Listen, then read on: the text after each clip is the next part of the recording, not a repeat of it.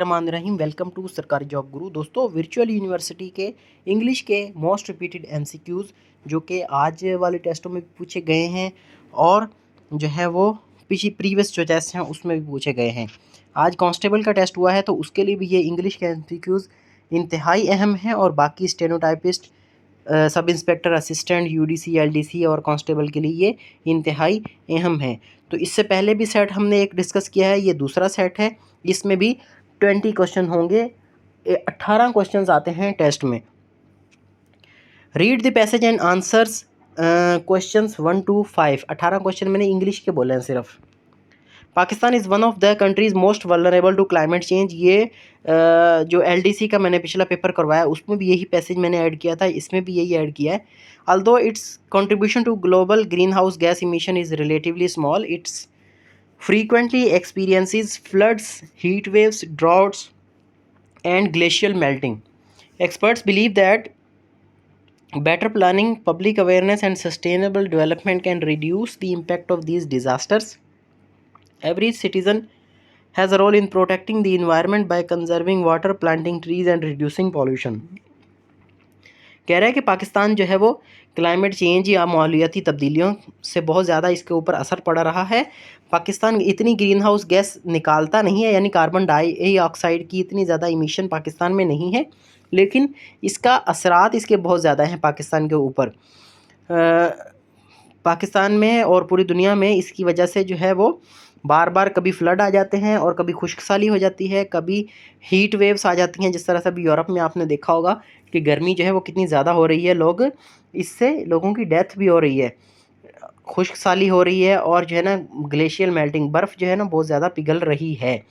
Experts believe that कि अगर हम अच्छी प्लानिंग करेंगे और लोगों को अवेयरनेस होगी इसके बारे में और हमारी जो डेवलपमेंट है वो सस्टेनेबल हम करेंगे, तो इससे क्या होगा कि इन जो तबाहकारियाँ हैं इनके असरात कम से कम हो जाएंगे।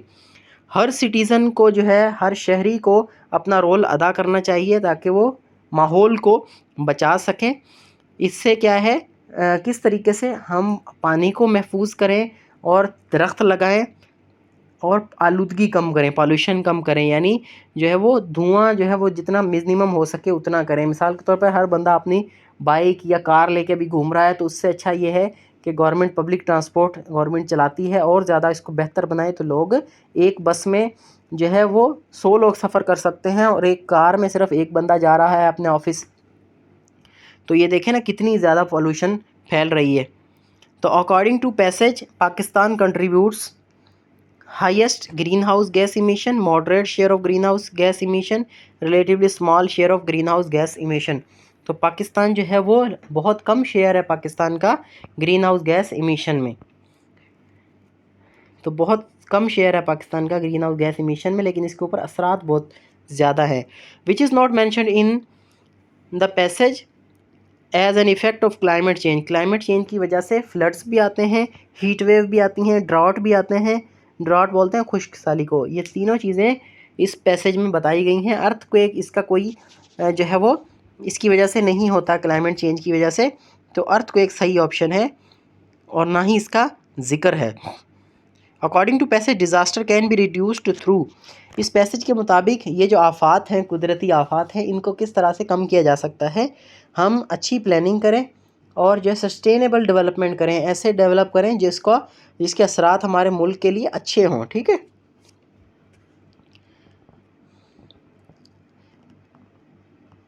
तो इंडस्ट्रियलाइजेशन की वजह से तो डिज़ास्टर रिड्यूस नहीं होंगे। ठीक है, फॉरेन इन्वेस्टमेंट की वजह से डिज़ास्टर रिड्यूस नहीं होंगे और ना ही फॉसिल फ्यूल के बढ़ाने से। फॉसिल फ्यूल की वजह से ही तो ये हीट वेव्स इतनी ज़्यादा हो रही हैं। The word vulnerable in the passage means, vulnerable का मतलब ये है कि जो बहुत ज़्यादा जिसके ऊपर असरात हैं, बहुत ज़्यादा जिसको नुकसान पहुंच रहा है, उसको बोलते हैं वल्नरेबल। सी ऑप्शन इसका सही है। क्वेश्चन नंबर 5 है, the main idea of the passage is. इस जो पैसेज है, ये जो पैराग्राफ है, इसका जो सेंट्रल थीम है वो हमने बताना है कि climate change poses serious challenges but preventive measures can reduce its impact. इसका मतलब ये है कि ये जो माहौलियाती तब्दीलियाँ हो रही हैं ये बहुत बड़े मसले हैं, लेकिन इसको बचाने के लिए, इससे बचने के लिए हम अगर अपनी तदबीर करेंगे, तरकीब करेंगे, तो इसके असरात से हम बच भी सकते हैं। क्वेश्चन नंबर 6 में कह रहा है कि choose the synonym of generous. Generous का सिनोनिम बताएं। काइंड हार्टेड, इसका मतलब है जो मेहरबान रहम दिल होता है उसको बोलते हैं generous. Choose antonym of scarce. Scar का मतलब होता है बहुत ज़्यादा कमी किसी चीज़ की। 8वां है change into passive voice. Passive voice में तब्दील करें। The committee approved the proposal. Committee ने प्रोपोजल को अप्रूव किया। The proposal was approved by committee. ठीक है, ये पास्ट इंडेफिनेट का टेंस है, इसको पास्ट कंटिन्यूस में चेंज कर दिया। क्वेश्चन नंबर 9 है change into indirect speech. Indirect speech में तब्दील करें। I am studying for FIA test. मैं FIA टेस्ट के लिए पढ़ रहा हूँ। तो अली सैड, मैं FIA के लिए पढ़ रहा हूँ, टेस्ट के लिए पढ़ रहा हूँ। तो Ali sad that I am studying, तो आई एम नहीं बोलेंगे ना, ये सिंपल ये है कि आपको किसी ने कोई बात बोली कि मैं FIA के टेस्ट के लिए पढ़ूंगा, ठीक है, तो आप उसको दूसरे बंदे को आगे जाके बता रहे हैं तो कि अली ने कहा कि मैं FIA के टेस्ट के लिए पढ़ रहा हूँ। नहीं, आप ऐसे नहीं बताओगे, आप बताओगे अली ने कहा कि वो FIA के टेस्ट के लिए पढ़ रहा है। ठीक है जी, जो एक्चुअली सेंटेंस है, ये इनडायरेक्ट मतलब इस तरह से होता है। तो इसमें बी ऑप्शन सही है। Ali said that he was studying for FIA test. Present continuous changes to past continuous in reported speech. Direct indirect में जो है वो प्रेजेंट के टेंस जो है वो अपने ही पास्ट में होंगे। प्रेजेंट इंडेफिनेट का है तो वो पास्ट में चला जाएगा, प्रेजेंट कंटिन्यूस का है तो वो पास्ट कंटिन्यूस में चला जाएगा, प्रेजेंट परफेक्ट का है तो पास्ट परफेक्ट में चला जाएगा, इस तरह से जो है ना। और एक्टिव पैसिव में क्या होता है, वो अपने अगले टेंस में चले जाते हैं। तो प्रेजेंट इंडेफिनेट का है तो प्रेजेंट कंटिन्यूस में जाएगा, प्रेजेंट कंटिन्यूस का है तो उसके साथ बीइंग लग जाएगा, इज़ बीइंग, आर बीइंग। और इसी तरह से जो है ना पास्ट इंडेफिनेट का है तो वो पास्ट कंटिन्यूस का हो जाएगा, इस तरह से। Choose the correct sentence. She don't know the answer. She doesn't knows the answer. She doesn't know the answer. तो इसमें शी के साथ डज नॉट तो आता है लेकिन नोज नहीं आएगा, एस नहीं आएगा वर्ब के साथ। KNOW प्लूरल ही इसमें, सिंगुलर ही सॉरी रहेगा। She does not know the answer.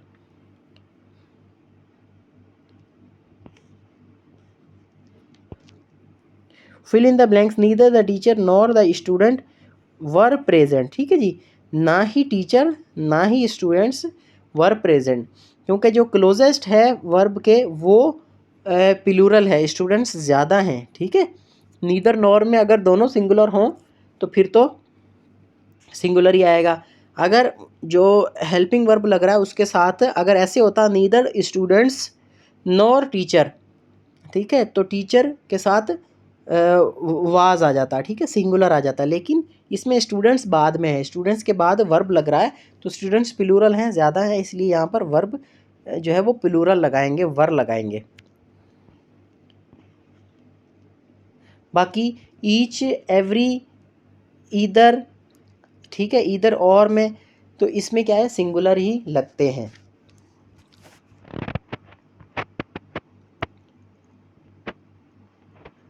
Choose the correct preposition. He is interested in learning English. Interested in होता है, इंटरेस्टेड के साथ इन लगता है। कुछ फिक्स्ड जो है वो टेंसेस हैं, सेंटेंसेस हैं, और जो वर्ड्स हैं उनके साथ फिक्स्ड प्रीपोजिशन ही लगते हैं। क्वेश्चन नंबर 13 है identify the grammatically correct sentence. ठीक है, इनमें से जो सही जुमला है उसको आपने आइडेंटिफाई करना है। Everyone have completed the task. हर किसी ने अपना जुमला मुकम्मल, अपना काम मुकम्मल कर लिया है। ठीक है, एवरीवन के साथ देखिए मैंने अभी आपको बताया कि एवरीवन के साथ सिंगुलर लगता है, ठीक है, प्लूरल नहीं लगता है, हैव नहीं लगेगा, हैज़ लगेगा यहाँ पर। लेकिन हमें करेक्ट नहीं करना इसको, हमने देखना इन चारों में से कोई एक सही होगा। एवरीवन वर प्रेजेंट, इसमें भी देखें प्लूरल लगा दिया, एवरीवन वाज होता तो ठीक था। Everyone has completed the task, ये देखें बेहतरीन जुमला है, इसमें सिंगुलर लगा हुआ है। एवरीवन आर हैप्पी, ये गलत हैं सारे। Everyone is singular and takes has. Question number 14 है choose the correctly punctuated sentences. जो सही सेंटेंसेस हैं जिनमें करेक्ट पंक्चुएशन हुई हुई है उसको आइडेंटिफाई करें। What a beautiful day, what a beautiful day, यानी ये एक्सक्लेमेशन से बात कर रहा है, जो है वो चौंक के बात कर रहा है, खुश होकर बात कर रहा है, तो इसलिए एक्सक्लेमेशन मार्क्स इसमें लगेगा। बी ऑप्शन सही है। 15 में है choose the correct meaning of meticulous. Meticulous की सही मीनिंग बताएं। आप बताएं कि आपने किस पोस्ट के लिए अप्लाई किया है और आप किस शहर से आपका ताल्लुक़ है। कमेंट अलग अलग किया करें ताकि हमारी सपोर्ट हो सके। एक ही कमेंट में ज़्यादा बातें नहीं लिखा करें, अलग अलग कमेंट करें। जेनरस की मीनिंग ऊपर पड़ी, जेनरस की मीनिंग बताएं कि क्या होती है, इसका मतलब क्या होता है। मेटिकुलस का मतलब होता है कि बहुत ज़्यादा मोहतात, ठीक है। Paying attention to small details, ठीक है। सिलेक्ट द करेक्ट सेंटेंस, जो सही जुमला है उसको सिलेक्ट करें। The news is interesting.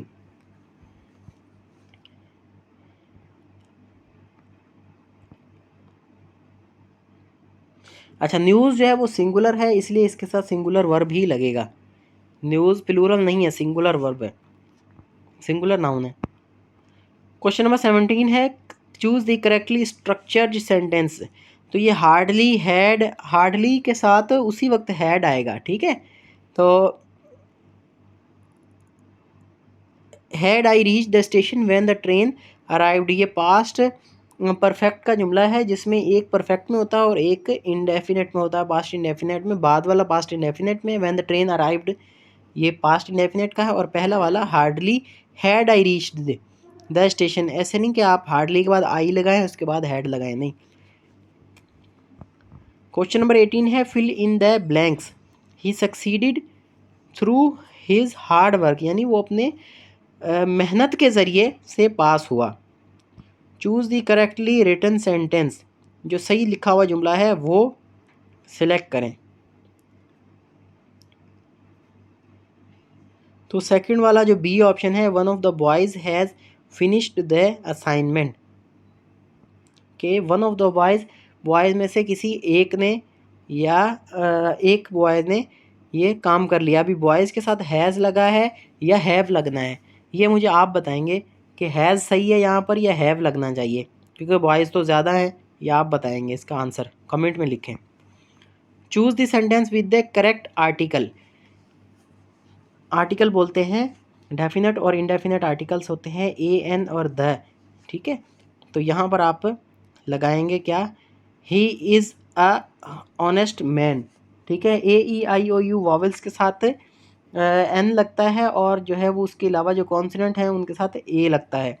तो आप बताएं कि यहाँ पर जो है इसने एन का इस्तेमाल, सी ऑप्शन को सही किया है, he is an honest man, जबकि एच का यहाँ पर साउंड आ रहा है और इसने एन लगाया है साथ। क्या इसने यहाँ पर सही लगाया है? ये दो ऑप्शंस के क्वेश्चंस के ऑप्शन आप सही बताएंगे कमेंट सेक्शन में। फ़िलहाल इतना ही, थैंक यू वेरी मच।